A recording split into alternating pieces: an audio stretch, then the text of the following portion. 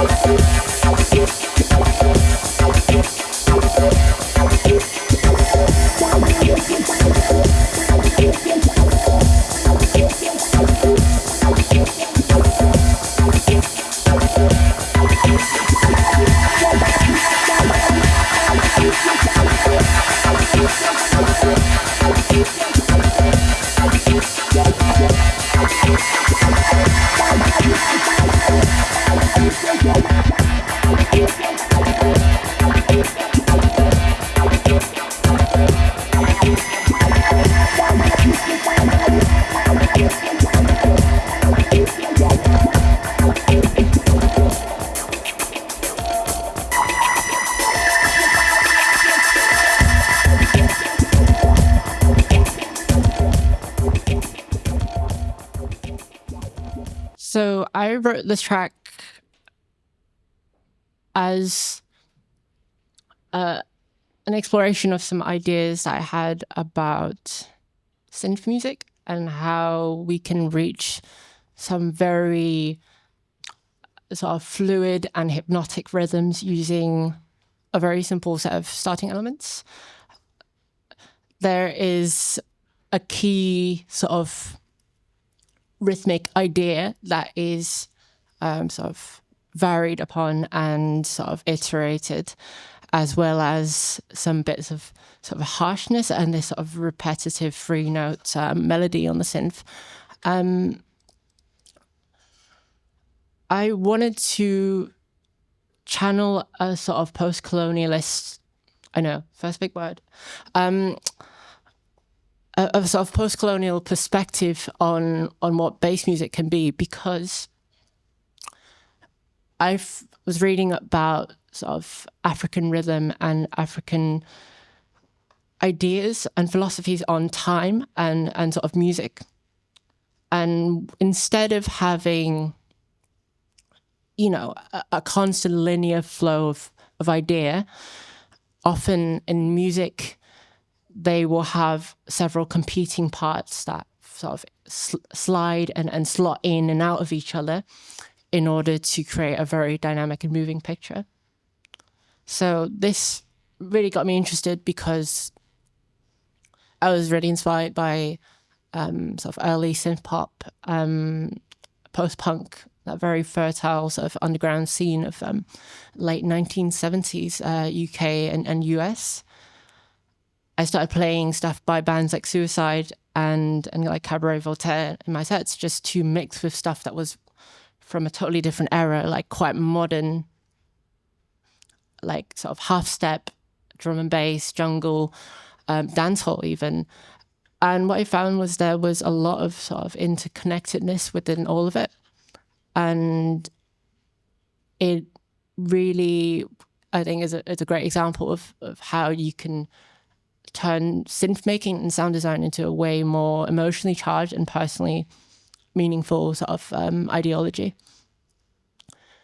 We also have another part here, another track here that is written for the same project. With any luck, all 3 of these tracks will be out, but, you know, a masterclass is the last place I want to make this sort of promise.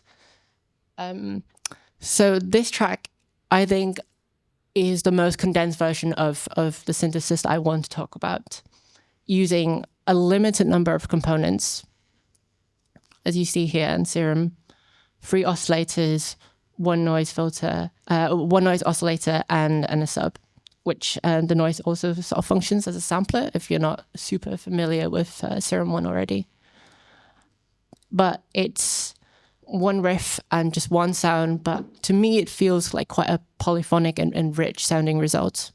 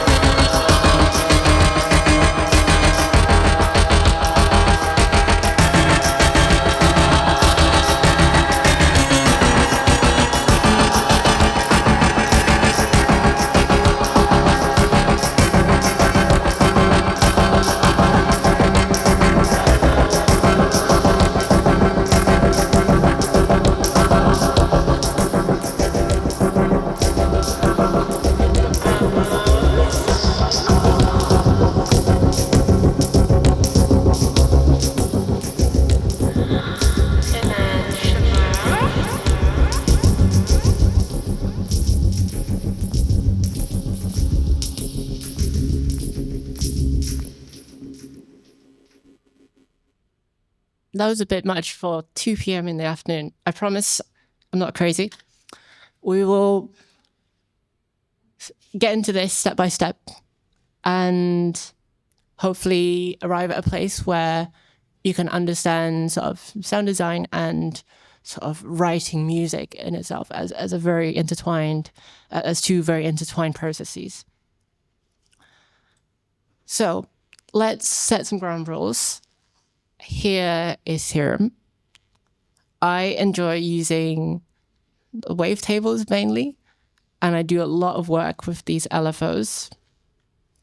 In each LFO, you can have it synced to the tempo and the grid of the track, of the arrangement, as well as start every time you hit a note, as well as having a one-shot just run through from left to right. This noise part is going to be useful as a sampler, and I'm going to be using going to use a lot of the inbuilt sort of noise sounds, as well as some of the more percussive elements. For the same reasons that sort of modular or like analog electronic musicians use drum machines and samplers, is just an interesting way to supplement and use new sources of sound for whatever you're making. We started off in a fresh new project. We're going to get into some simple ideas first and basically build up an idea from one instance of Serum. So it's easy to think about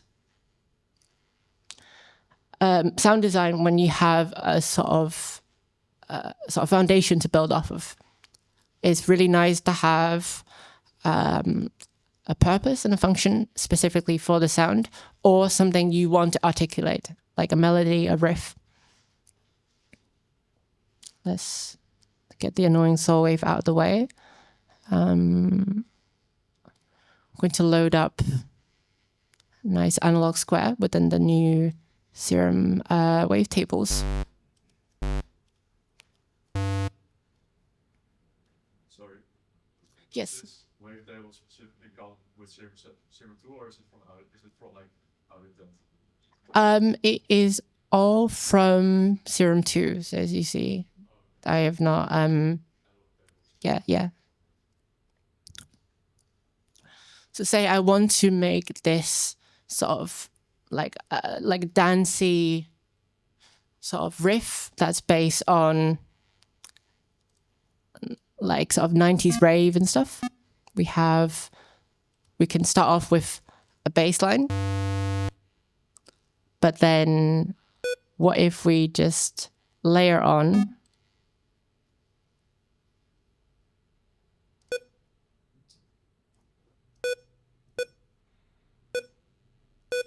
it's like a simple syncopated rhythm.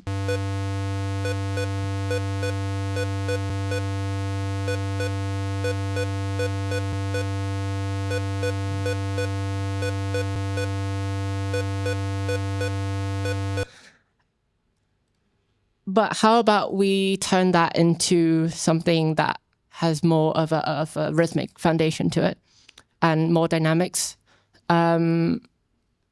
I think most of you would have heard of how to turn basic waves into kick drums. So we can start with that.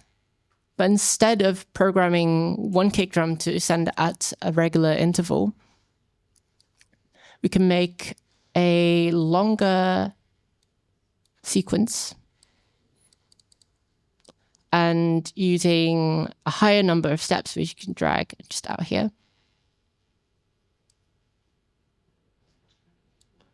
We can start to sequence in a number of steps just so we can have a more precise sort of rhythmic control. So what if we made some kicks?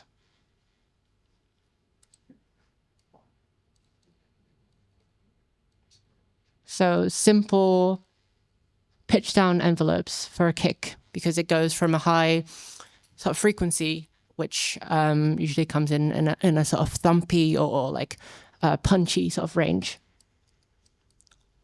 And then it goes lower. So let's put this both on level and coarse pitch.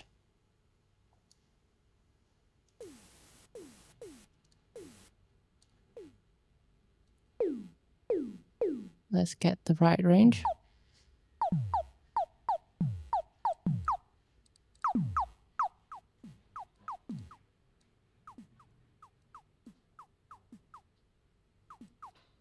Oh, this is, yeah, okay.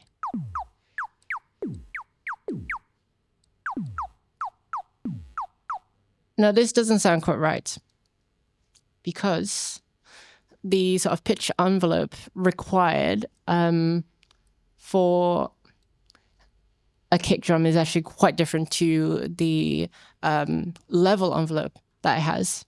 So instead of this, we draw the same thing and quickly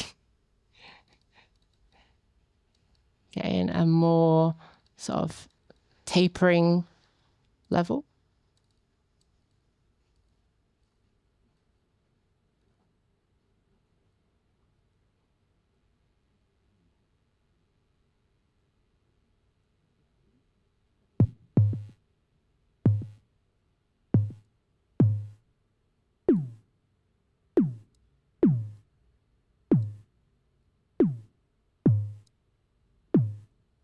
Now to extend that kick, let's bring this up and give it.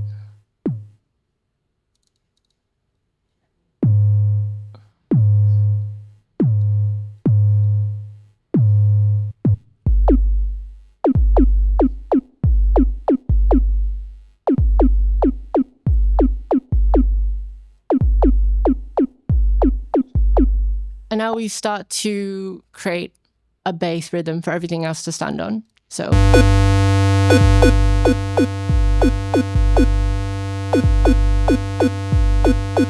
we can change this up even further by adding pitch slides to certain parts.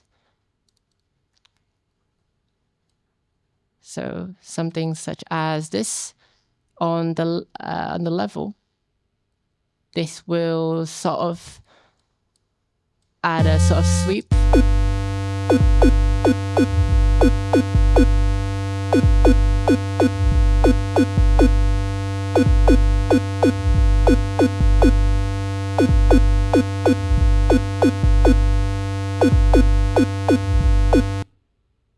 So now we're getting somewhere in terms of a different element with our original square wave. But I don't think anyone wants to listen to a straight square wave. So we're going to get into something quite interesting and something that instantly reminds me of bleep techno.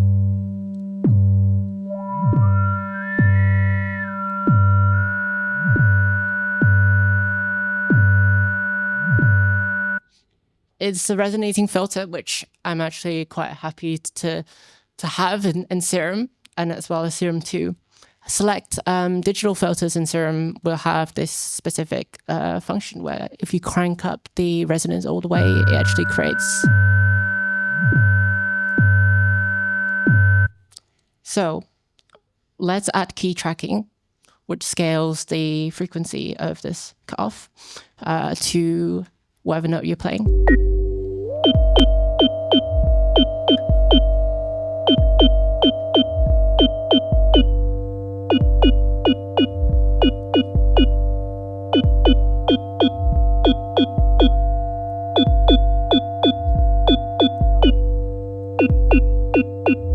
Now you hear harmonics and overtones emphasized specifically by this filter. So once we get to that, we can start to tune it or actually mess around with the filter some more to actually create something musical out of it. So for one, we're going to open up for let's open up like 8 segments actually. So we're gonna have 8 segments. And let's give this the longest possible run that we can. So now we're actually actively thinking about arranging and sort of the way a riff goes, great in a scale greater than the pattern itself. And to begin with, let's add 4 steps. And then let's add a sustain here. We're thinking about this in almost sort of numerical terms of how high we want to pitch the filter and how much we want to, how long we want each articulation to last. That is not the track. Okay, there we go.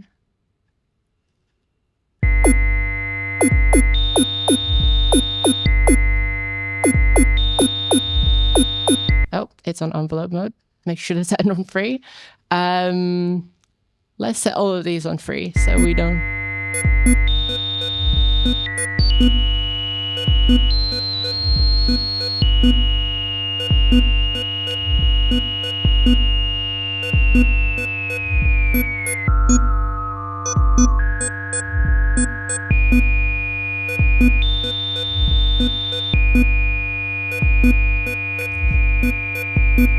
Now, listening to pure waveforms isn't quite your thing. I quite enjoy having an amount of processing on these sort of sound design patches that I do, just because it's easier to sort of visualize a result. So we have here bar sort of simple mixing considerations and just making sure your ears don't bleed from high frequencies. We have isotope trash. I think this is pretty much lifted from a preset, which you can just kind of scroll and see what sort of tones work to, what presets work to emphasize the tones that you want. There we go. Okay, let's.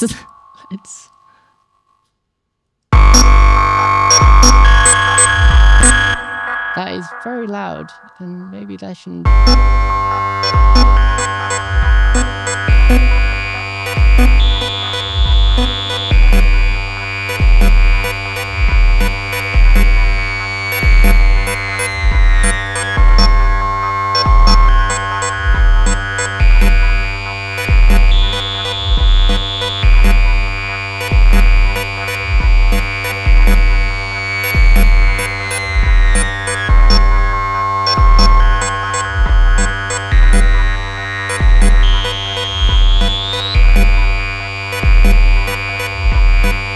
Suddenly we're playing with emphasizing harmonics within the sounds that we have.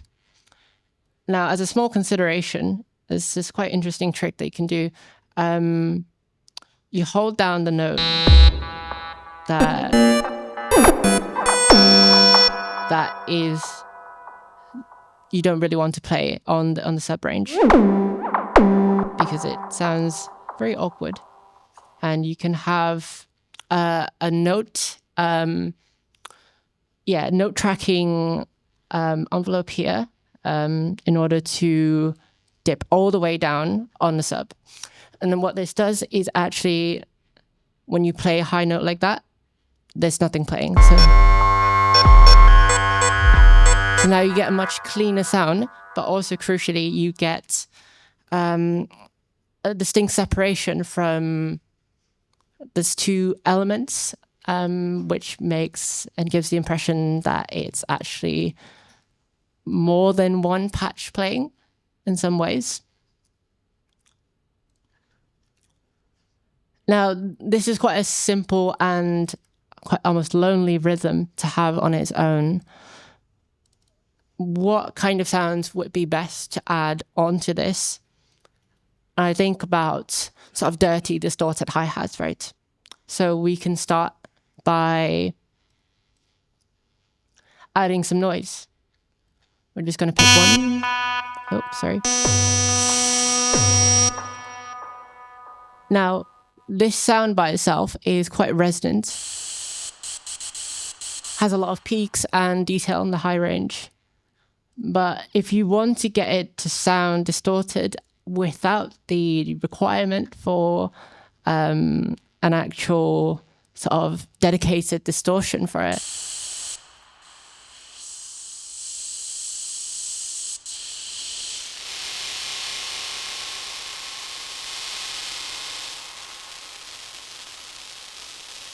once we find the sweet spots, you can hear a very distinctly,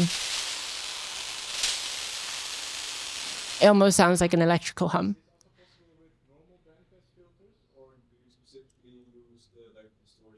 Yes, yes, I didn't miss that. So thank you for bringing that up. Yes, this is one of my favorite things to use in Serum, honestly.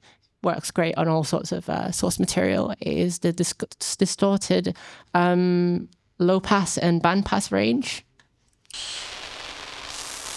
As you hear,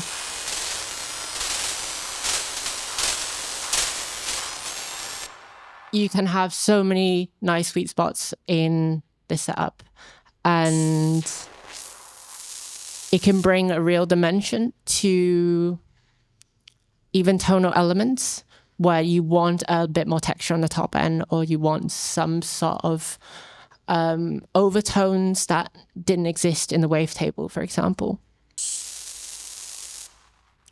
So let's begin on making a percussion element from this. We're going to create this sort of shape because in on the played instruments, there might be multiple moving parts. Think about maybe a wood block with some objects inside it that shake, and the objects within actually impact the wood multiple times, and that's how you get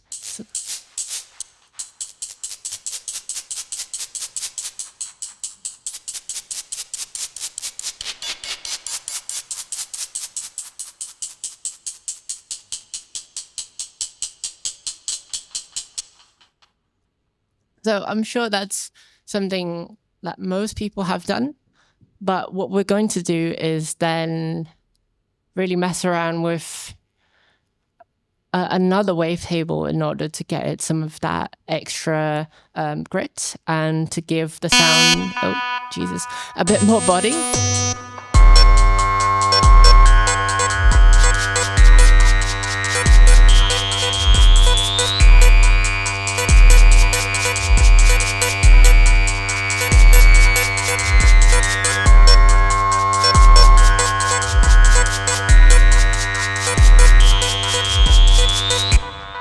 Let's bring in the EQs because there's certainly a frequency range that's bothering our ears.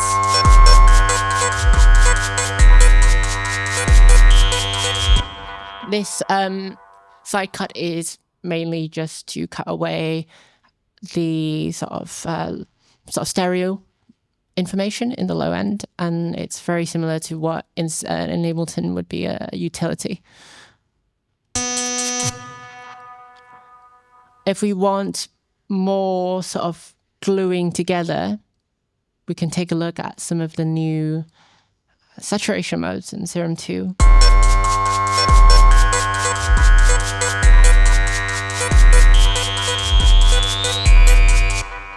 And for compression, of course, we use Serum's inbuilt.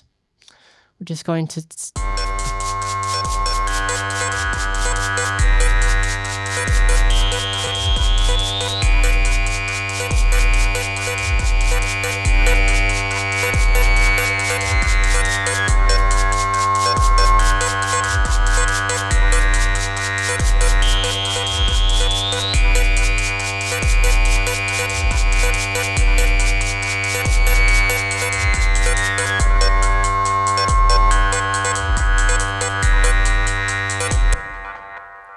if we listen to just the hi-hat,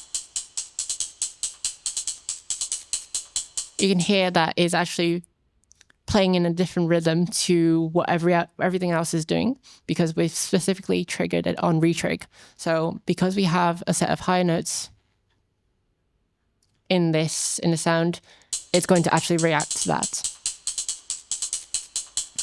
Now, I've been on about this second wavetable for quite a while now, and I think it's time to actually get into it. So we can get some really chaotic results from just a tonal sound, and we're just going to sort of dial in a random spot. And as you hear, this is phase modulation, which basically assigns the point of the waveform, and it maps it to a slightly different part of the waveform when this is playing.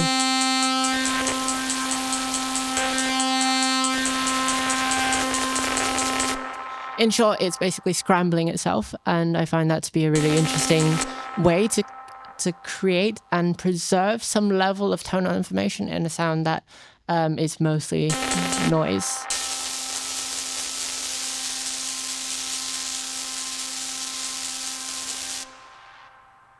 Now, in order to even further sculpt and add detail to this riff,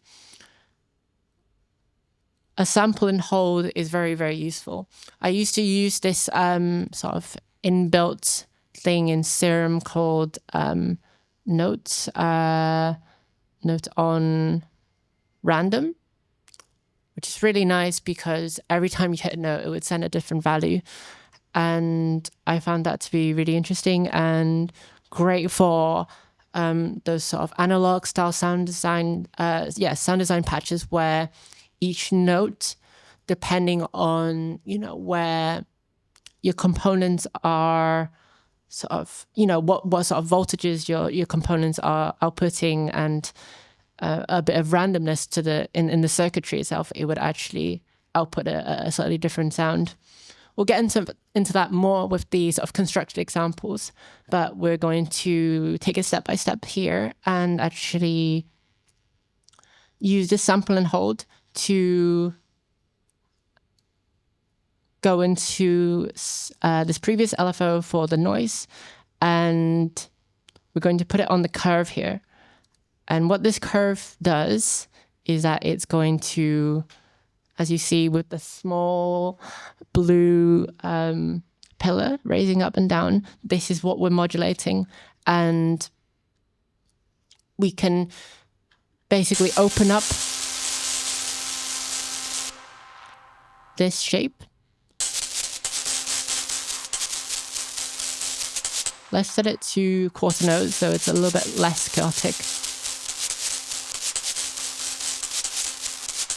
And actually lower it.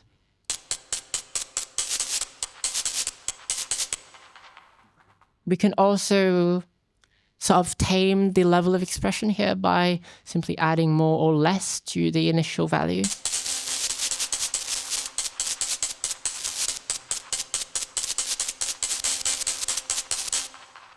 So now we should have a slightly more varied sort of percussive riff here.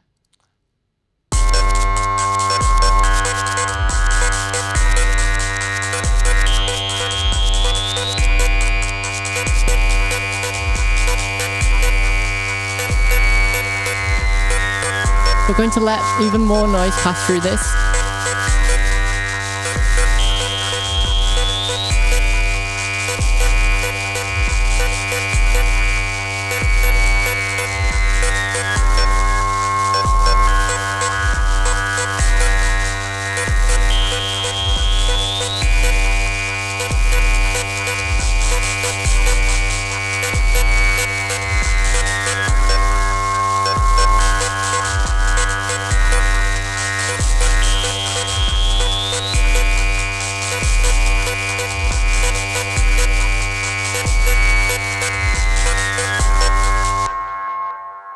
So, sure.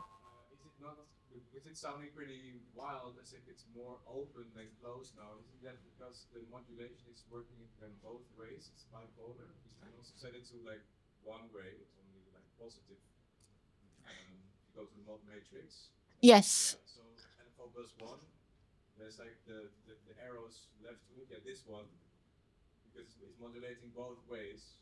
then it's already, because the curve is already pretty much close to the lowest points, it's modulating in a direction where it cannot reach any lower values than 0.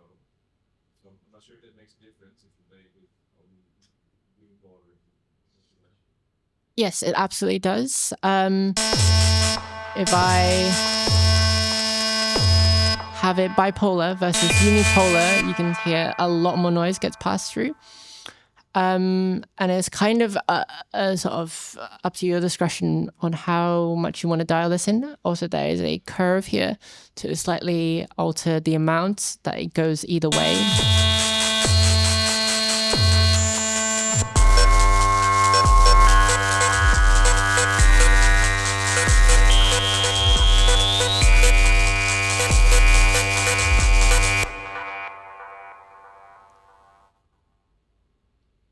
Let's add a couple more final touches before we get into some of the mappings that we can do to then create movement and overall sort of progression within this patch.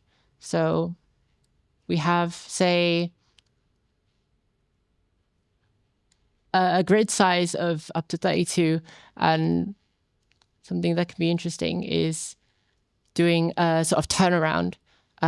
Basically a slight fill before the pattern resets to the start, and also a little bit of instability, because in analog gear there's a lot of moving parts and sort of circuitry components that can degrade and wobble in pitch, and so there's always a little bit of pitch pitch wobble, pitch variation that can sort of make a sound feel a bit more natural and easy to the ears.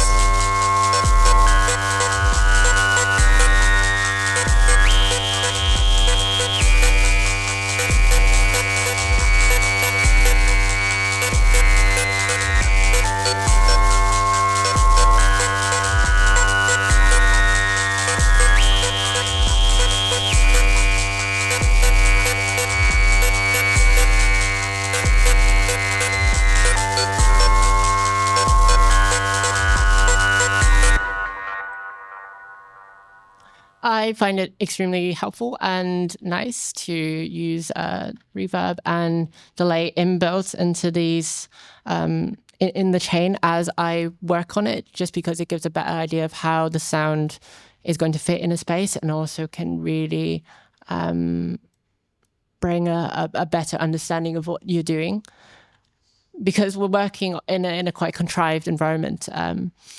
We have a lot of elements that basically come out of the Serum patch unprocessed, and that is sort of, then that becomes a sort of a technical a dance and a tiptoeing around things to then bring into bring these sounds into a set of plugins processing that feels a bit more natural.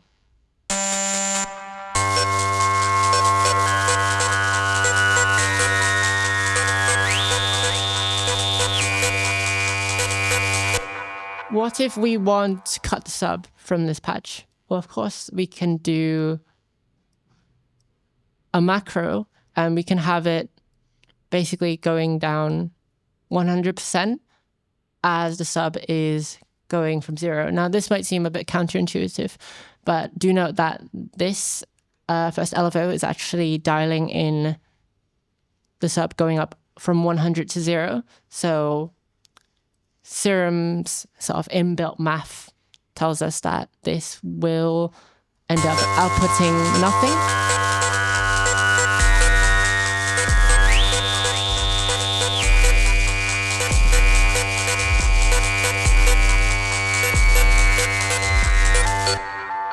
Now, to add to the pitch instability of everything, we can create a slight curve like this and apply it to the fine.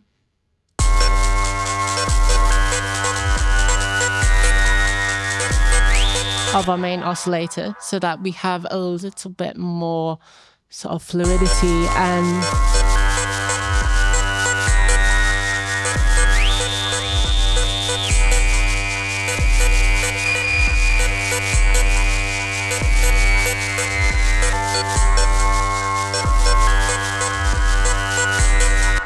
just a little bit more of that pitch instability to add to and complement the sort of filter ringing that we have here. On a lot of analog oscillators, this is the natural property of how the filter works as an electrical component. But what if we wanted this filter to basically not ring so that we can have a cleaner synth tone at points in our track? This is when we can look to the aux source. The aux source is basically a different modulator that will multiply and scale the modulation that's dictated in the previous section. So if we were to get LFO3, which has our intricate pitch modulation on, we can get a macro to then control that.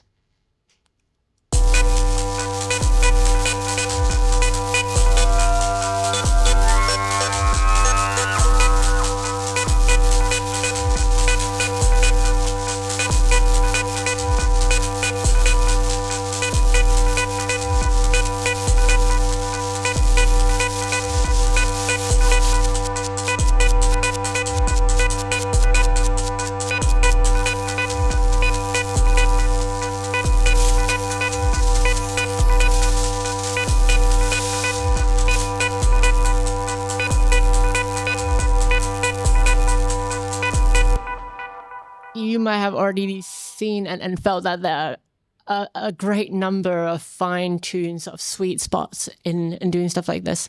And that's kind of when, you know, the sort of individual sort of environment that you're doing this in, like what sort of plugins you have just basically slapped on as a placeholder, and what notes you play, what sort of curves you draw in, that sort of starts to really matter, and that begins to sort of crack away at the sort of contrived sort of perfection feeling of it, which I found is really valuable to have in a sort of like very heavy sound design kind of regiment. But yeah, like how would you go about mixing this? Because now you have like three or four different elements in one patch, and then it all gets buzzed into one sound. So how can you like do specific adjustments to each of the parts?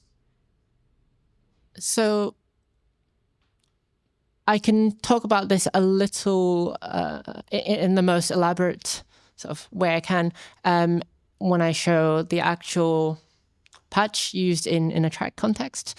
But here we have a couple of EQ plugins doing, say, utility type stuff, which is monoing the bass, taking away top end, which sort of soothes the sound a little bit, especially when we get to those high sort of peaks with the filter. And yeah, just leveling. And there's stuff here I missed, including, you know, it's very nice and easy to put on soothe and dial in.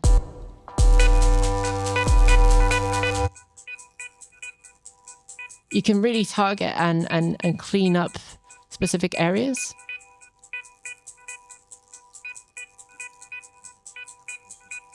Yeah, okay, so you sort of accept the fact that it's all one big patch and that you cannot process the sound. It's all meant to be a bit of a mess, but I'm not crazy.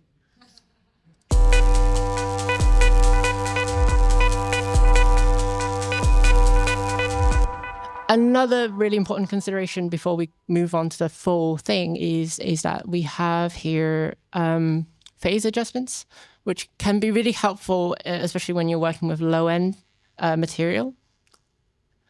Having a sub that's constantly at the same phase when it plays is really useful, because then it, you know, in a very modern way, we can dial in the sort of phase relationships between other elements.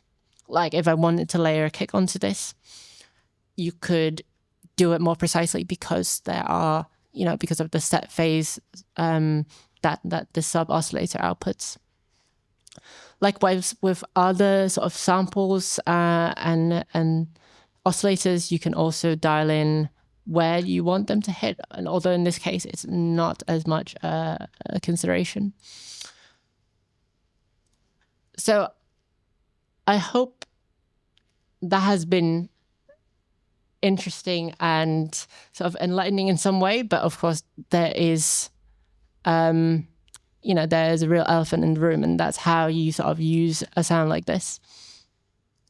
We have a little more than what we had then, like some things for mixing considerations in terms of processing, compressors, which unfortunately I'm unable to offer a super deep dive on, although I find them to be a really important part of what I do.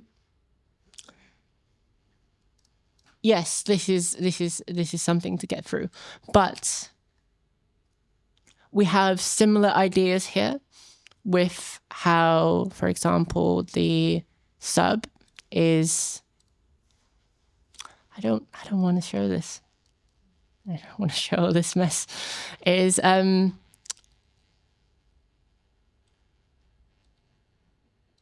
so here with the sub itself, if we can solo that. Oh God. Okay.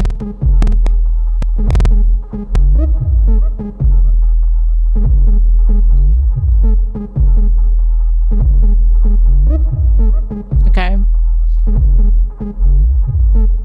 I don't actually have the notes, the key mapping on this, which then you can hear it manifests as some extra notes getting played. But here we have something I called kick extension. As you see, when it's up, we're actually modulating the kind of sustain for the sub. So this is a very sort of granular way of controlling how big your sounds could be just from the source itself, instead of having to go through sort of like compression, multi-band, whatever, just to pump the bass up and get it fuller. We also have a mute for the sub.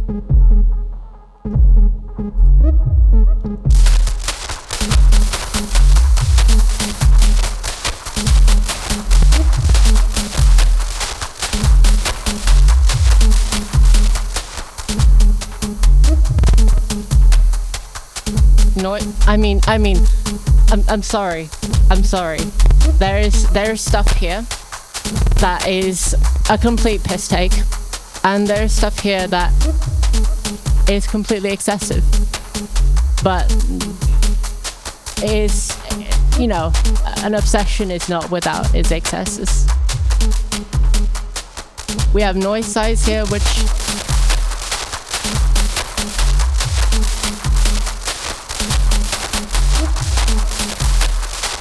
opens up the noise in terms of getting in more level and passing through. And we have shaping, which kind of subtly changes the timbre. It doesn't really, but it's quite fine. Now we get to melody, which is here.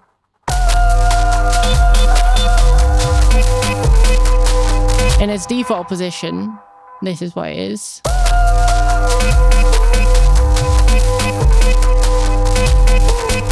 There's quite a subtle bit of vibrato here on one of these. Yes, a very, very small amount of modulation. You can actually create vibrato on a filter just by moving it very slightly. And it kind of feels like a sort of theremin, where, in a theremin, the position of the hand very delicately has an effect on the pitch. And so as I move it from the low point,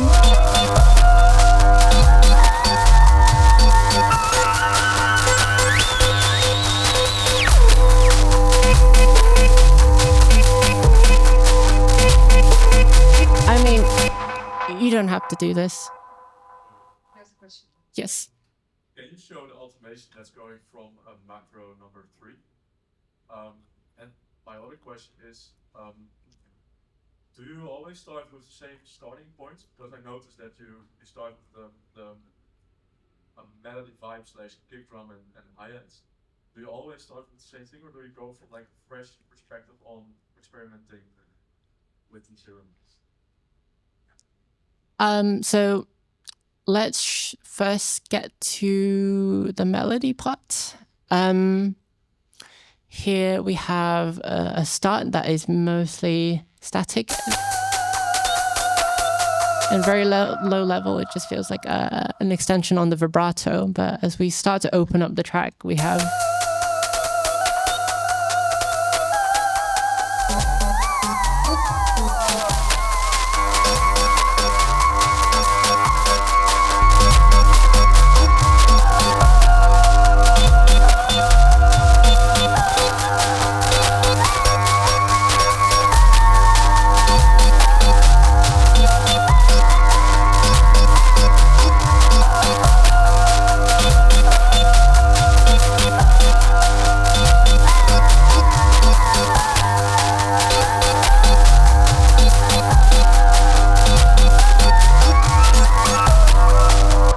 can create these really interesting turnarounds just on top of the melody just by having set peaks and troughs. Do you draw this all by hand? Unfortunately. So this is sort of how you can basically create a very dynamic and engaging sequence. You can also even play these in live and sort of work with maybe 2 of these macros at once and basically recording a track on itself. This is maybe 3-4 steps further than, the sort of limited hardware setups of the 90s, but I find it to be, a fitting way to get into the sort of the sort of very modern and contemporary ways that we work with music. But in a way still really representing a kind of history and referencing a particular sound that was derived in the past. I've stripped this project down to just the stems so that it would properly run, and it still has quite some issues. Serum 2 is quite a CPU intensive piece of gear. And I find that to be both a blessing and a curse. Like, of course, I can't run loads of instances, but it's nice that you can, it forces that sort of limitation onto you. And then you start to look at things in a sort of very, very condensed way. You have sounds that you can only modulate with such depth. Although, as you see, that depth is still quite substantial. But the point is that in doing this, I'm setting up sort of exercises for myself to practice a level of constraint and also work with different sound sources that I know work within Serum.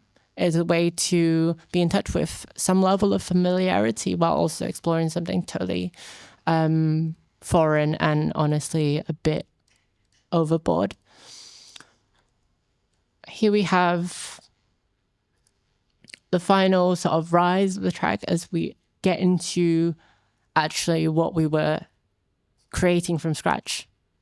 I found that to be interesting to slowly allow the idea to happen as if it was being created in the process of this, in the runtime of this track.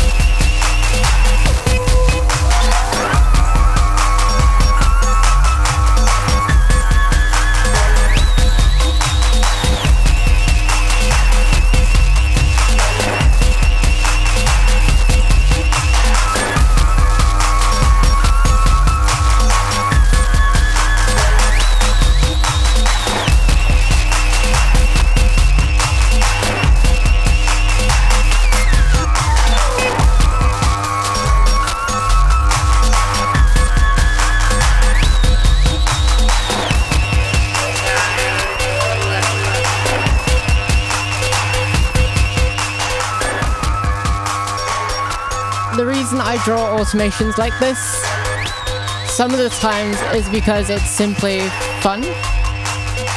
We have shapes of stairs that actually create a really interesting sort of pitch step down effects at points, or slides and sort of trills or licks, whatever you want to call them. And it can be really interesting to just draw and see what happens. It's a real sort of wild west of experimentation, but it is the case for every time you embark on this process. And what I find is the most rewarding is trying to find all the sweet spots that exist within a very chaotic sort of permutation of sound like this. Every time I do this, something different happens. And I'm, of course, using similar techniques, ringing filters, sort of turning tonal into noise. Filters inbuilt into Serum 2 also really helpful, because then you can sort of sculpt and take away some parts of the sound. Even before you get into the filters, the rabbit hole goes deep. So I want to leave this here, and maybe the second half will feel a bit more realistic and a little bit more approachable. But I found this a sort of really interesting challenge to get into firsthand, because of the sort of incremental process that I can use to then describe all the parts being built up and opened up by one by one, and then it results in this sort of monstrosity. So we'll take a short break for now, as I'm sure is needed. We're going to return in like 15? Yeah, 10-15, and we'll get into some more synths that you can digest with your brain.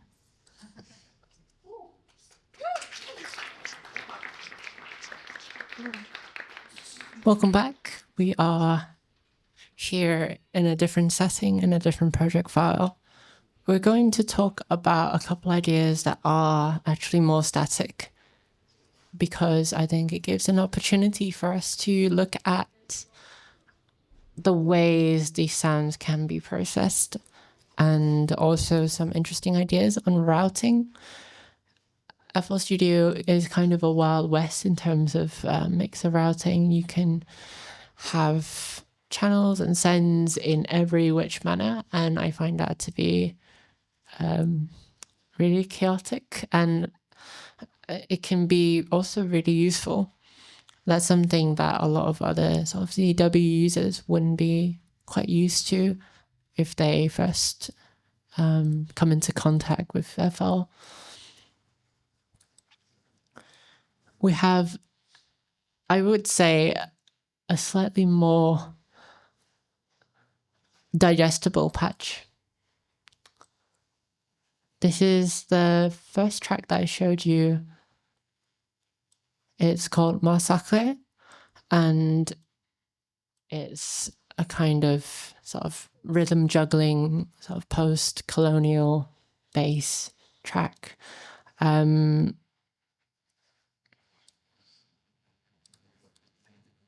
of course, this is going to be the norm for all of this, but I think it's actually a lot more approachable, because there are no crazy turnarounds or, stair steps to create sort of musical articulations and all of that. Instead, what we have are different waves of energy, basically going up and down in the track, and they sort of come in and come out at quite strange times. I'm pretty sure this track is actually in a different meter than 4/4, but it's kind of just adds to the sort of rhythmic interplay that's going on in here. So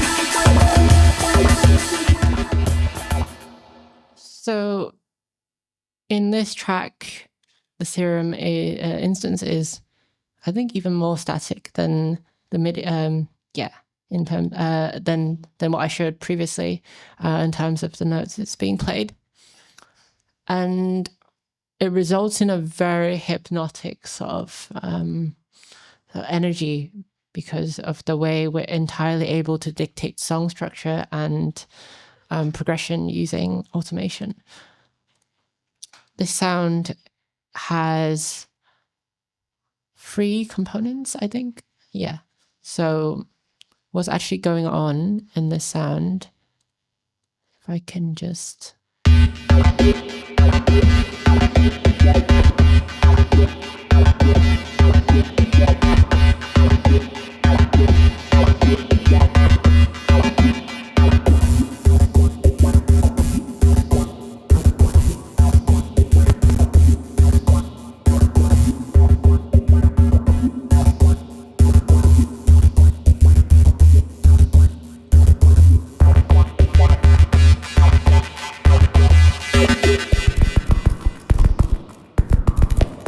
We're cycling through a bunch of timbres and fading in and out these parts in order to create something that is very dynamic and has a lot of character to it. I do enjoy to make kick drums in Serum, and as you can see, this is a simple kick drum patch, basically. It has a bit of unison on it, just so the higher harmonics have a bit of mess to them.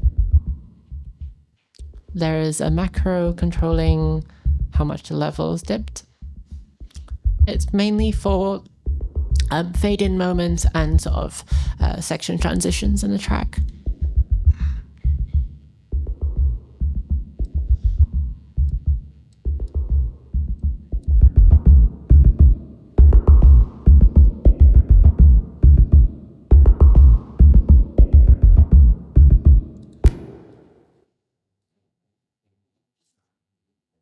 There is a bit of noise modulation that adds... Oh, let's...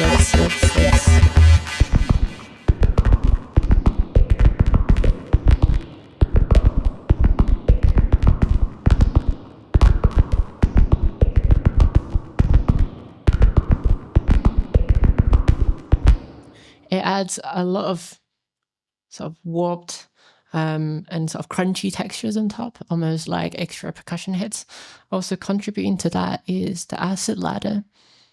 And the acid ladder here is on a low mix. It's actually a low pass filter. By turning down the mix, we allow more of those frequencies to come out, and it just almost acts like an EQ boost that we can then tune and play in rhythmic ways.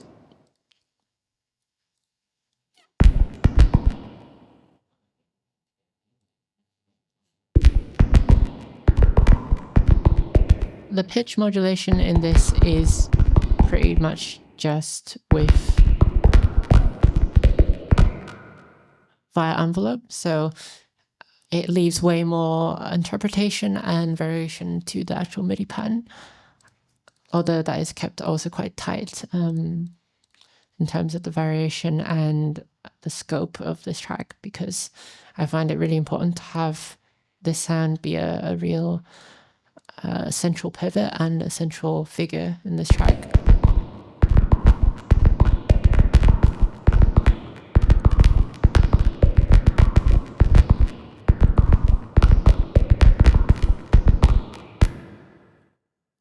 On the other end, we have noise and drone.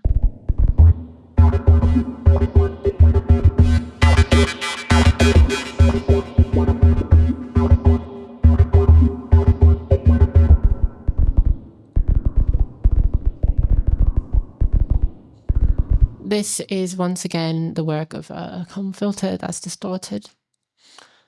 The difference between comb filter 1 and 2 in Serum's filter bank is that one adds in overtones additively, as in the peaks appear louder than the filter shape itself and the other cuts. There's quite a lot of drive here in order to force out artifacts. Oh.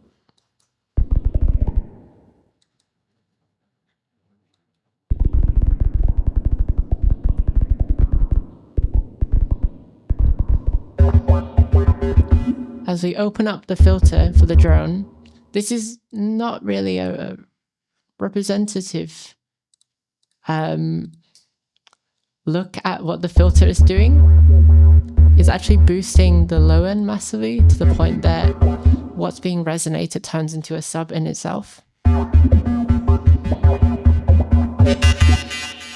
Quite counterintuitively, the way to affect the filter's tonal content is by changing the resonance of it.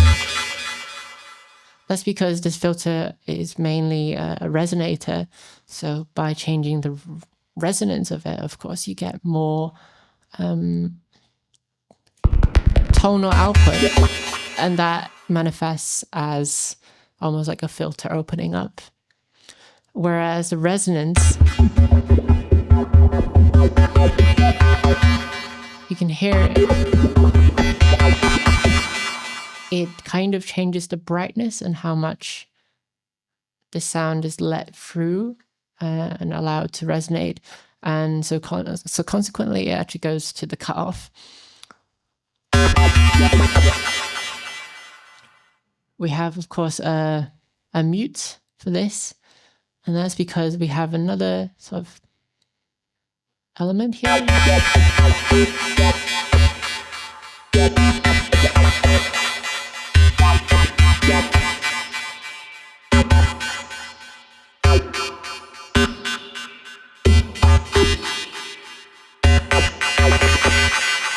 Yeah, so these two elements, if I could just turn down the filter, contribute to the percussive tones of what is coming through. In this case, the comb filter acts as a complicated, sort of almost a frequency shaping tool. And because it has such a complicated curve, it can create tones that feel quite organic and sound like a real, the real effects of maybe a mallet or maybe an object hitting another one. In the context of it being a resonator, though, this also has an effect. So resonators are really dependent on level, and because this resonator has a sort of feedback to it, which happens as we dial up and down the drive, we can actually combine these two sources and have the two contribute in level in order to further react with the comb filter here. So that's maybe the most in-depth sort of way I could describe how these comb filters work, is that they are dynamically reactive filters that not only do they have a sort of feedback into itself, they also have a distorting element. So it's a really interesting way to think about a filter as in both a delay and also a distortion. So it's interesting that we can have multiple effects and their characteristics within one part. We have some high pass, just so that as I'm playing very high notes here,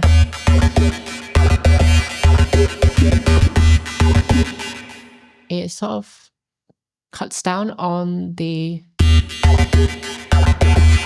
sharpness and also the percussive tone of the of this element. Otherwise, it would just be creating another sine-ish tone on the bottom end of the frequency spectrum, and that would basically clash with what we have here on the kick.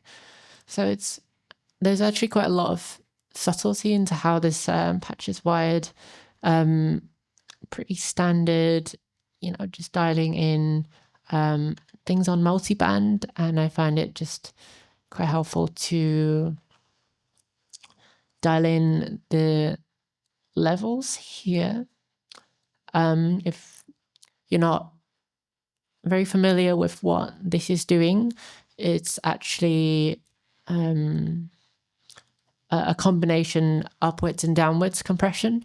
So everything that's going on right now that is feeding through this compressor is getting compressed from either ends. So from green, it's downwards, and then from the yellow, it's upwards. And yeah, so it's really important to just dial these into taste. Of course, this is a sound that has a very full spectrum, so I wanted to make sure the low end is properly represented, but also the top end is compressing nicely so that it is full without being overwhelming. We have here a very smooth sort of progression into the first main section, where we have the bass and the resonators in full. And in terms of the bus processing here, we have an instance of thermal, which is like a multi-band distortion plugin that's a lot like Trash, but it offers a bit more in the way of shaping and feedback. The band that I am automating here is here on the top end of the frequency spectrum, and it can feel a bit intense if dialed in too much.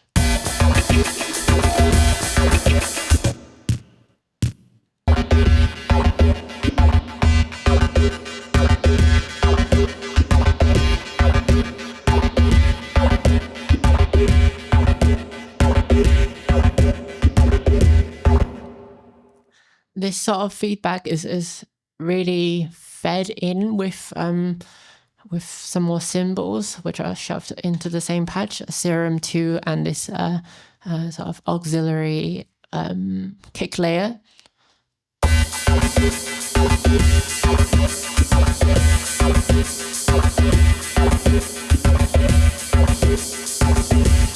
Especially when you hear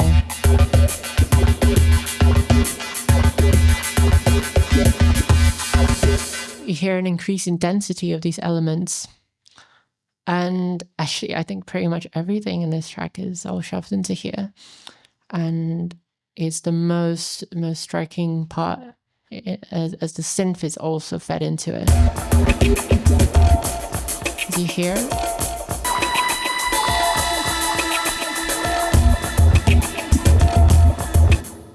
The synth is massively sort of blown up alongside the hi-hats, and that can lead to a really sort of big climax that you can immediately drop back down.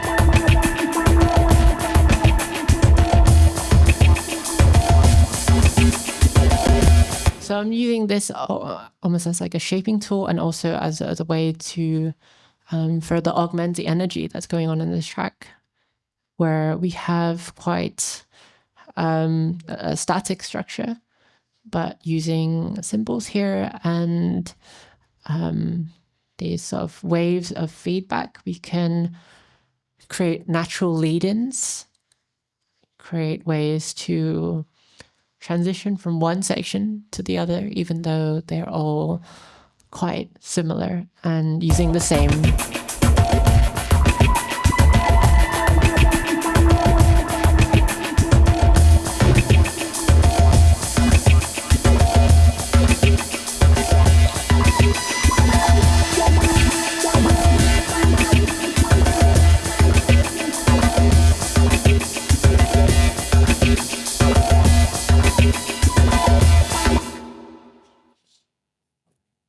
I find it really interesting to almost look at arrangement in a graphical way.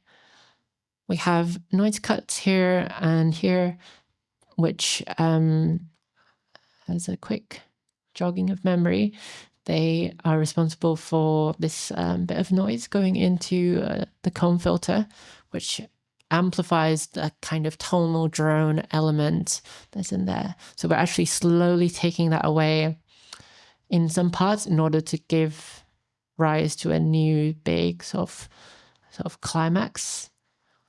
But we're also in parts doing it gradually.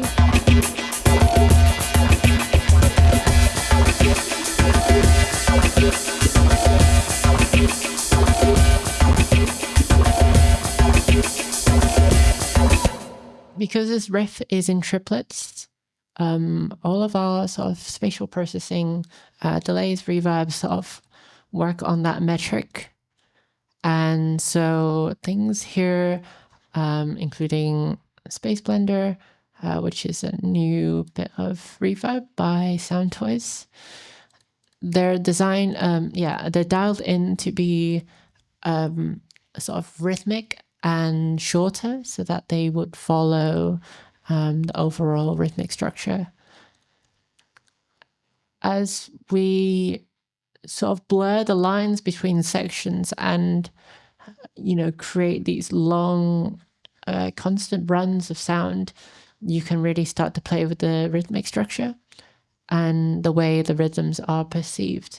So I take a lot of inspiration from, of course, like Central African rhythmic traditions, which are often polymetric. That means different sounds playing and repeating at different intervals, as well as the new wave of slow, fast techno at like 170 BPM, where they deliberately make a track only in triplets so that any sort of rhythmic changes and the way the rhythms are felt can become very fluid.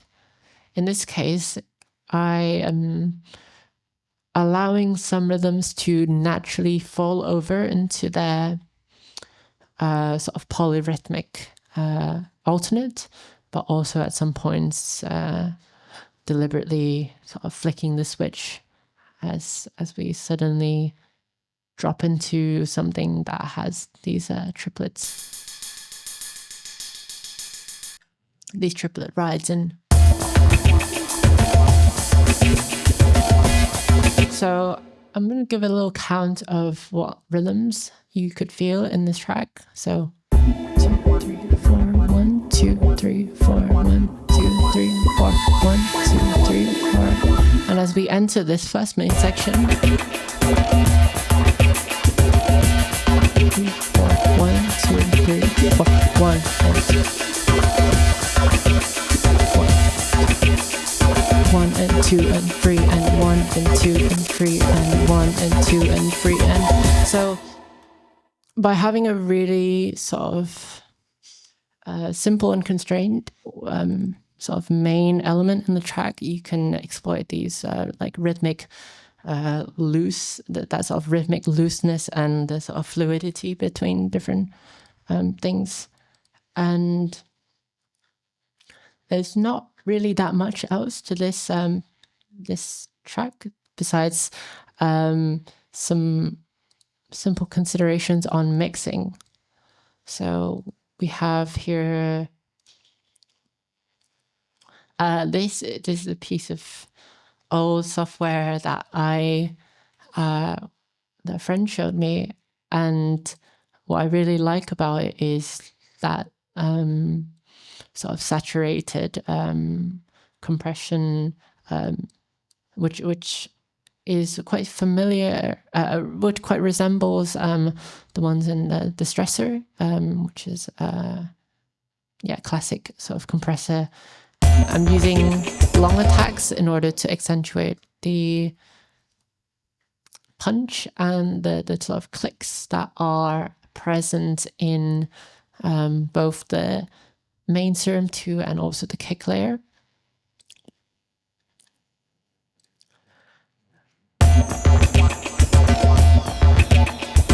In sound design as well as mixing, I think certain compressors are able to take a lot more gain reduction than other ones. And sometimes it's really crucial to have a great amount of dip in order for a quiet transient to be emphasized.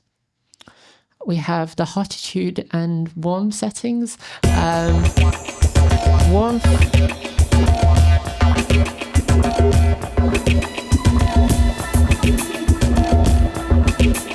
adds a real sort of a high shelf, and it brings it way down when you turn it up in order to sort of emphasize the warmth and the sort of mid-range frequencies in the sound.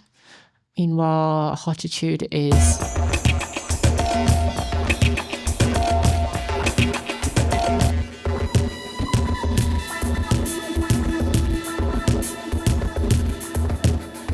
it completely distorts everything that's in the sustain area of the sound. So dialing it in a little bit goes a long way. I find it really helpful to use simple sort of analog style sort of channel EQs type plugins. You'll see me also using things like Slick EQ, which is a simple free band EQ, which has an added sort of saturation function in it. The reason I enjoy doing this, using plugins like this, is that they have they basically offer a limitation on what you can do with you know, the EQ bands, compressors. I really enjoy the added sort of preamp functions they always have. And as well as that, you get a real feel for what you're hearing instead of looking at a graphical interface and getting visual feedback first. There's also a verb send, which is just reverb. I use a load of sound choice plugins, and Superplate is something I enjoy for its sort of metallic and almost like old texture. I use things like Soothe 2 for, this is actually for sidechaining, so if I just, I think it's just super quiet, but what it's doing is we're catching the low end of what Serum 2 is outputting in order to slightly dip what's going on in this verb send. As well as that, we have an EQ just to take out some harshness.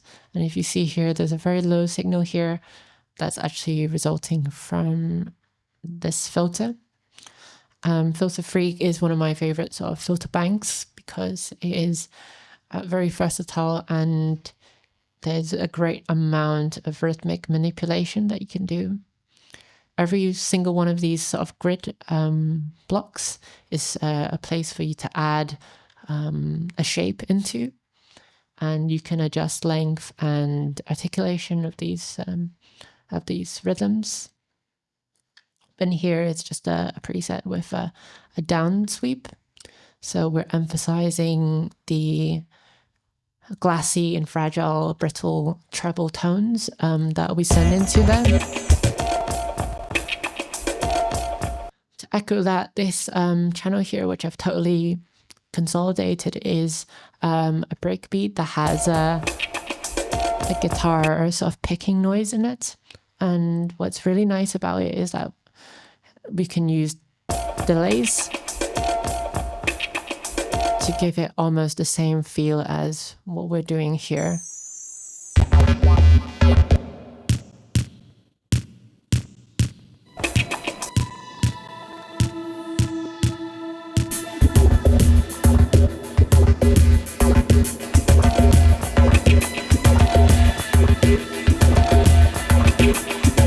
Slotting really well into that sort of top end range of the drone, and also in between the hi-hats that are way up in the high end. So it's really nice when you can figure out a small permutation of sounds and you know, have them slot together in a way, both in frequency and in time, that really works and inspires imagination. With the automation here, it's all relatively tame.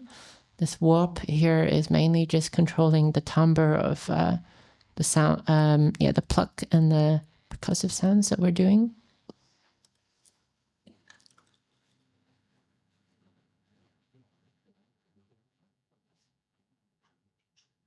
Yeah, so it's just a very small amount of change in this. I don't actually, I might have stopped using it, in fact. So there we go. Yeah, it's nice when, you know, processes of such complexity, like making multi-element ideas in one patch, can end up very soothing and calming, and also rhythmically freeing. In fact, this is sort of one of the things that got me to really believe in doing stuff like this, where there was a real value in it, in creating something that I would not have been able to make in other ways, or at least to conceptualize the idea of. As we move on to our second and final sort of track, like in situ showcase, we end up on this other track that I showed at the very start of the session, which is also quite simple and stripped down. Of course, it's fun to make, you know, a real hands in the air sort of banger with, you know, these techniques, but I found a real affinity with, you know, post-punk sounds, early synth music, dub music, where the limitations and the sort of human control kind of makes the entire genre of music. So I went back to, I'd say, a part of my musical roots, which was making synth music and making stuff that just didn't really have a steady beat or a steady progression for dancing. And this is the track that I ended up with. This is also the most like, I think, faithful representation of what sound design solely in Serum 2 can be, because this is, besides vocals and kick layer, this is entirely in one patch.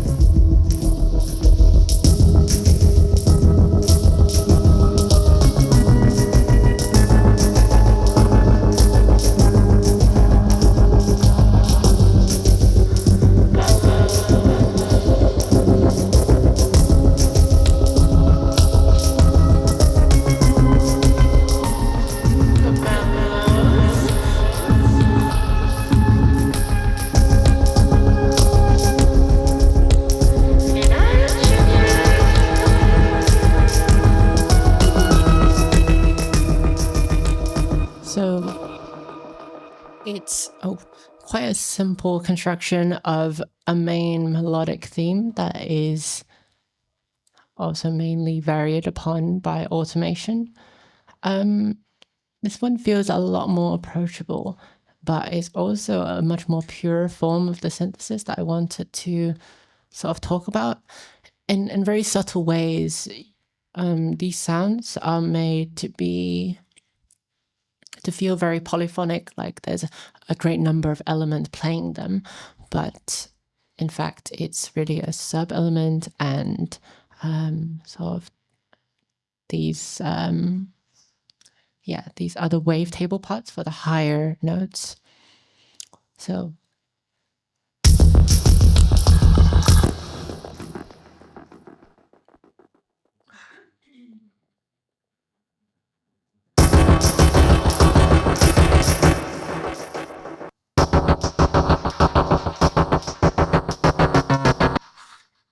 I thought it would be nice to actually take away all of the post-processing, because then you can sort of feel, get a grasp of what sort of tones or sort of characteristics you could be looking for in a process like this.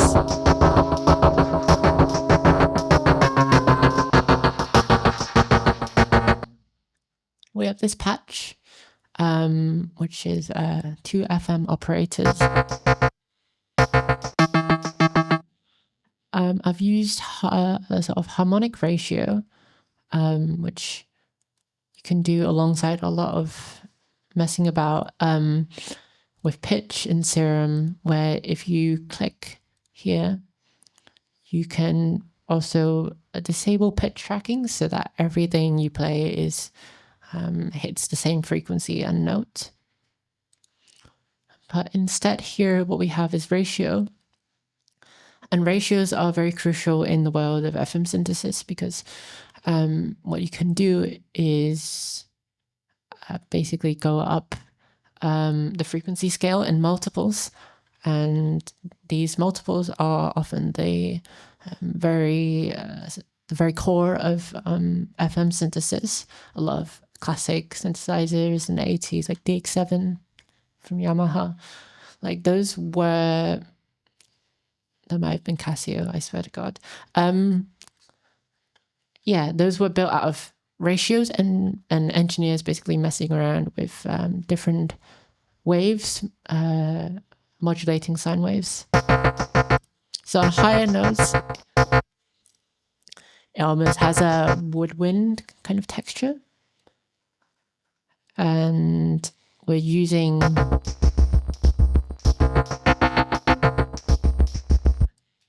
FM to essentially turn what is, again, a very basic sort of kick patch into something that's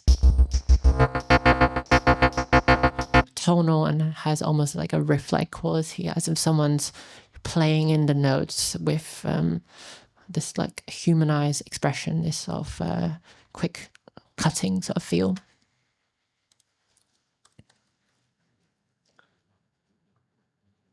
Okay, so let's talk a little bit about this LFO here, because this, we're using a polymeter again, and an eighth note dotted eighth note is essentially 3 16th notes. So we think about this in a grid of 16 notes being the first 3 notes. But because we're allowing these to repeat, we're essentially getting a lot of free variation from the track basically progressing. As this unbound LFO is basically just running through the same 3 16th notes all again and again.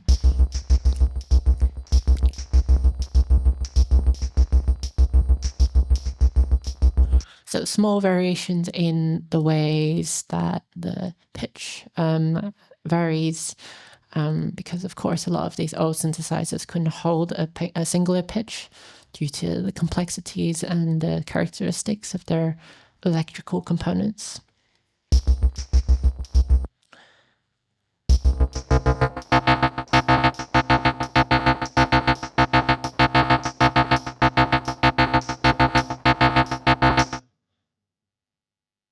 So that's for now what we have on this end. And on the other end,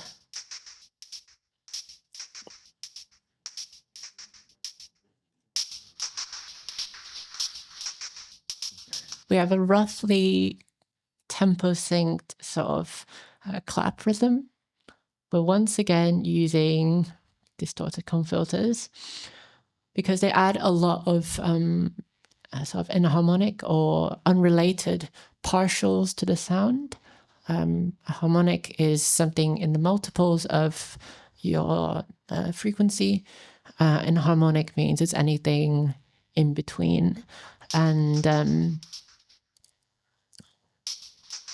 we're using the same comb filter on both, on all the wavetable elements, and using this here for a different one for the noise. And if I just sweep through the frequencies here,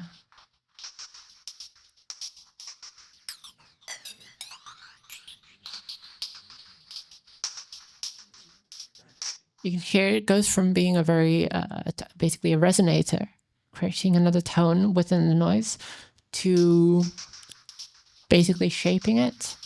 The resonance also has a big deal with how, to do with how the notes and the noise sounds in the end. You can get into some really, really crazy sort of feedbacks with it. Oh, God, okay. I just tweaked the level. Wait, I can do this. Okay, cool. So, also in here we have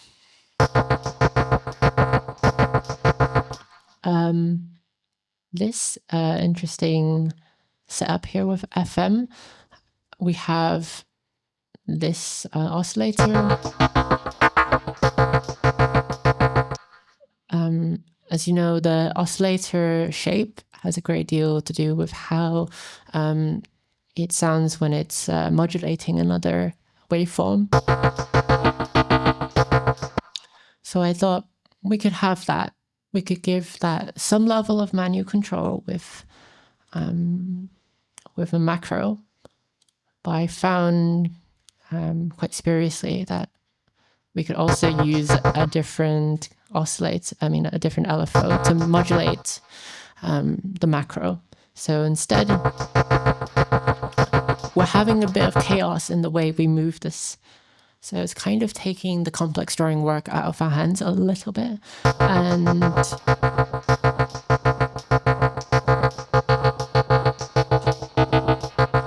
offering a little more in the way of subtle sort of variations.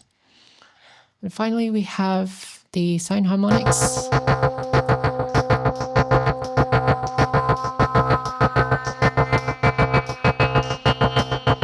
Instead of using a resonating filter, we're using a wavetable that has that exact same function. Sometimes it's just faster and easier to reach for something like this, especially when you want a layer on top of quite a full and rich sound.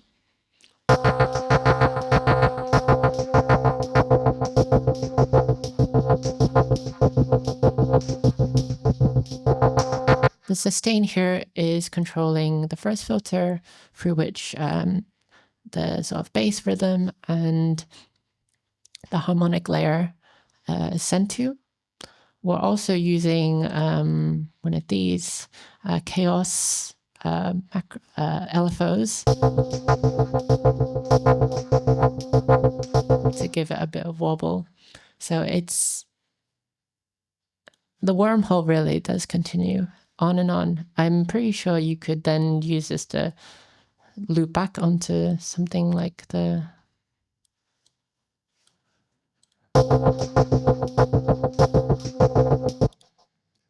it continues. Okay, so we have finally the processing, which I think does even more in giving it that sort of polyphonic character. You'll hear what I mean by, with this.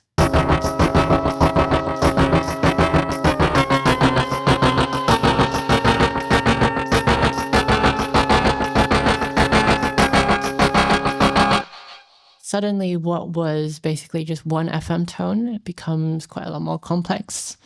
This is kilohertz pitch shifter, which is a real-time audio effect, and it applies, it chops the sound into many small segments in order to create pitch copies of it by the desired amount. We have it dry-wet mixed so that the sort of out of time pitch sound and the normal copy can sort of stay together and add to a very rich tone.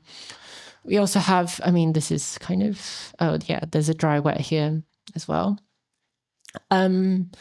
This is an old version of Guitar Rig, and I really enjoy using the tape echo within it. It's basically using, it's emulating the sort of characteristics of tape echo, which has its time drifting sort of instabilities, as well as a plate reverb, basically. And with that, you can really add grit and sort of sandiness to the tone. And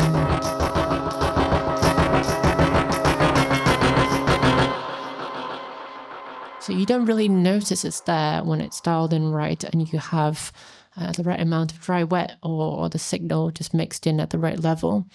The aim is to add this sort of background of grit without compromising the character of the notes. Also, a very important element in this, packed with automation, is the Phase Mistress, which is a filter bank, kind of. It uses, it is basically their take on a filter, a phaser, and a phaser applies delays and filtering to a copy of a sound and mixes it back in. But with this, it really does feel like more of a filter bank. We have kind of slightly loose stepping motions. And what that does in practice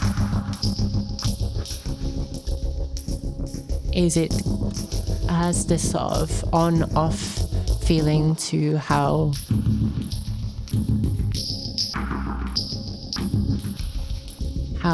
the sound moves. That furthers the sort of stepping 1, 2, 3, pause, 1, 2, 3, pause kind of characteristic that is in this in this track that sort of underpins it. And finally, we have send channels, which are very useful for getting a lot of elements to share the same feeling of space and density and size.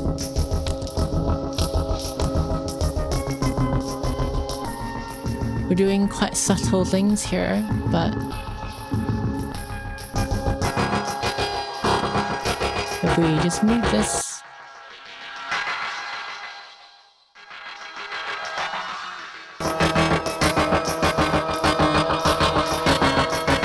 we're essentially bolstering the sort of unstable dynamics within this track and adding with a bit more stereo width and a bit more space. And yeah, so we're doing space, we're controlling a bit of space here. We're then changing the amounts that this sort of space will change.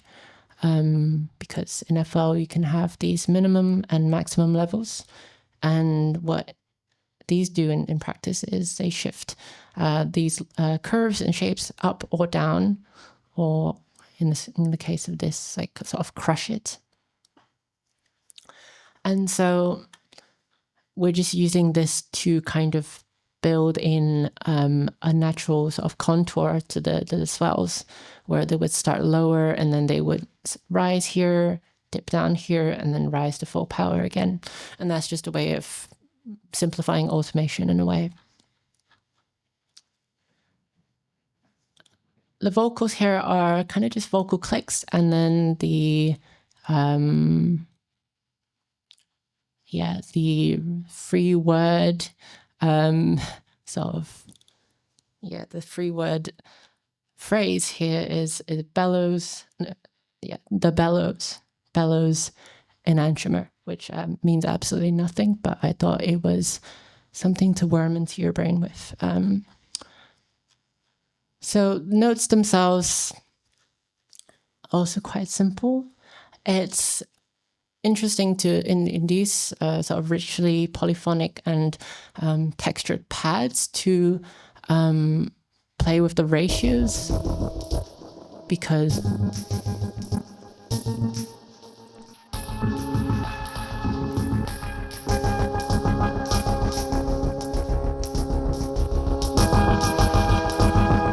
You can hear that some of these notes actually create a lot of friction and just mess in the low end. So it's kind of important to weigh each note as almost like a mixing decision, to see what feels right.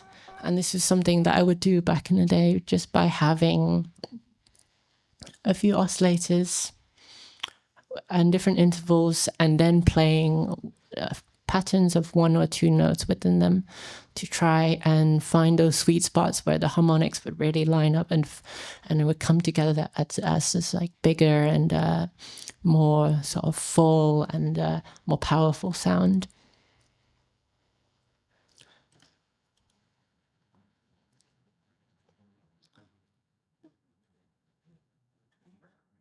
So we've gone from the mess of actually making something like this to showing how the practice can be, and a lot more stillness, the practice of creating multiple elements within the same patch.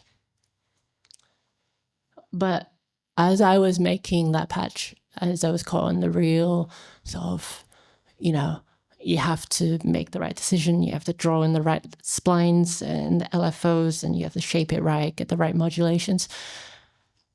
It really, it speaks to me in a way that raises doubts of why I do this, of why I'm doing things I could be doing in a number of other ways with multiple Serum patches, with their own insert channels, And to echo the earlier sentiment, which I was quite sneaking, bringing out to you and drawing back, and then sort of, as we slowly made our way into this and into the crazy sort of synth patch and automation of the first track, the truth is, I have gone a bit crazy, and it's been a very difficult year of writing music. I'm of course very privileged to be able to do it as my job. It's the most freedom I think I've had ever, to just be able to make whatever bullshit I could think of on the day. But within all of that and externally as well, there is a lot of personal chaos and emotional sort of confusion, overwhelming, because this world is chaotic and turbulent. And I just found myself losing my bearings. I found myself having a crisis of faith in what I was doing and what music meant to me, and what I could be giving to people, what I could be showing to people to make them feel something, and do it in a way that really respected them and also the music I was actually making. I look towards the music of the 1970s and punk, dub, genres that were made by diasporic people and people who were seeking something new, something that could excite them, something that could feel healing to them. And this way of making sound really resonated with that. It was my way of understanding sort of what punk can mean. From composers working walls of Moog synthesizers to Cabaret Voltaire and their way of making guitar sound nothing like guitar. And it's absurd, but that absurdity is what I kind of needed to feel. It's a way of expressing anger. It's a way of reaffirming the need for resistance in this world. And it's a great way to probe into yourself and feel what you need to feel. You can understand a lot more about yourself by just letting your mind run wild in whatever way you want. So we go back to the name of the session, which is obsessive sequencing. An obsession is a deep longing and a psychological sort of stand-in, a thing that we put our needs and desires into, what we need to feel, what we want from the world, what we see in ourselves, what we can't see in ourselves. And it can be really cathartic to face your internal sort of chaos through drawing pictures in LFOs and Serum, and also by routing sounds every which way. It's good to prepare yourself for the turmoil of whatever it is you experience through life. And somehow it is very psychologically rewarding to try and play God on synthesizers, to think about the sort of ending of Drexia, where they built a civilization on the far side of the moon. And in doing so, you find yourself going close to the edge. You find yourself thinking, what is this? What is the meaning of this? And you find yourself just, completely shocked by what you end up making, because you're in that deeply emotional state. That is, I think, what sound design can be, and that's a vision that I hope to, introduce to you. But ultimately, an obsession is the stand-in. It cannot replace getting out there and making something of what you feel and doing something about the way you are or the way the world is. So when you've made that 8 macro free oscillator, noise oscillator, sampler, sub oscillator, 2 filters, a distortion and multiband compressor with like 20 plugins after it, you have to step back and we have to move forward.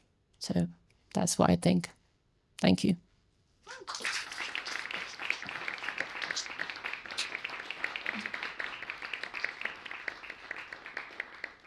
Any questions for Kiana still left? My hands are shaking. I have a question. Thank you so much for this inspiring session. I find it really insightful to see someone work in Serum 2 the way you do. Were you working the same way in Serum 1? No. No. Because Serum 2 has been out for less than a year? Yeah, no, it's been 5 months. So this is literally as it is happening. The last track I showed was maybe written 2 weeks ago. Oh, wow. And I just thought it was a perfect sort of encapsulation of what you can do in a very achievable and musical way. I actually started using Serum 2, I started learning it because I was doing this audiovisual collaboration for the lineup drop of Drymal End Festival, and I thought it was, it was a good time to get into some weird stuff. And I used the granular and the spectral stuff a lot in that project, which I don't do here. And I think I kind of came away with that thinking okay, that was a lot. I could do something simpler, right? So that was, this is what I ended up doing instead instead of using granulars, I'm just using everything else, I guess. Which To what extent is this process similar to your former work, like your former EPs, or is this a new thing? I think after I did the EP for Capsula, I definitely wanted to go deeper and sort of, I was angry and I just wanted to give myself the platform and the energy to shout about something, even if it's just in sound. It's not a lot like the sort of drum and bass work that I guess I'm most known for, but it's stuff that is maybe I've never really shown people this sort of stuff I was making in like 2018 or 2019, because it was very strange, and also I was trying out a lot of things and learning a lot about how to actually make music then still. But it reminded me of the sort of abstract stuff I was making then with synths and with processing samples very heavily and yeah, stuff like that. And I just got really stuck into like sort of this sort of way of sequencing. To be honest, it's been quite a strange journey, but I think the most telling sign of success is that I'm able to integrate it with everything else that I've written over the years.